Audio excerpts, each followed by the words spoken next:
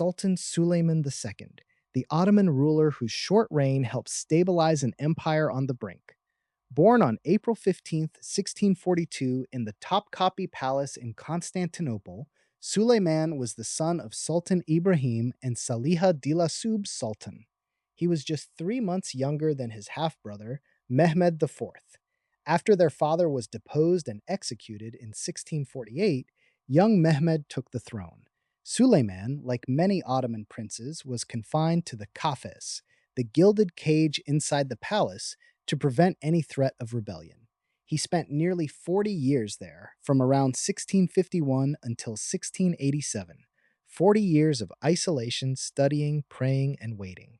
The empire was in crisis.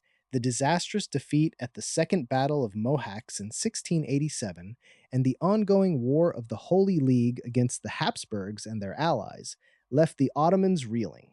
The army mutinied, deposed Mehmed IV, and brought Suleiman to the throne on November 8th, 1687. He was 45 years old, and legend has it he thought they had come to execute him. He asked for time to pray, saying it would be better to die than live another day in that cage. The early years of his reign were chaotic.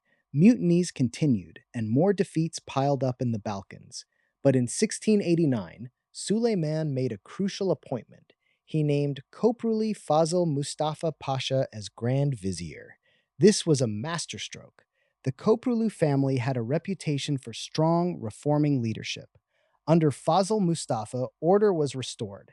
The Ottomans drove the Austrians out of Bulgaria and Transylvania, and in 1690 they reconquered Belgrade and Niš. It was a real turnaround in the war. Suleiman also pushed reforms. He lightened the tax burden on the people, improved conditions for Christian subjects, cracked down on alcohol sales, and worked to stabilize the finances. He even melted down palace gold and silver to mint new coins. Though his reign was short, these efforts helped shore up the empire. Suleiman was described as pious, just, and generous. He was medium height with a black beard and a dignified presence. He never had surviving children. By 1691, his health was failing, suffering from dropsy, severe swelling. He still tried to join the campaign, but only made it to Edirne. He died there on June 22nd or 23rd, 1691, at the age of 49. His body was brought back to Istanbul and buried in the tomb of his famous namesake, Suleiman the Magnificent, at the Süleymaniye Mosque. His brother Ahmed II succeeded him. Suleiman II's story is one of resilience, a man who spent most of his life locked away, yet in just 3.5 years on the throne, helped pull the Ottoman Empire back from the edge. Not as famous as the Magnificent, but a steady hand when the empire needed it most. That's the history of Sultan Suleiman II. Thanks for listening.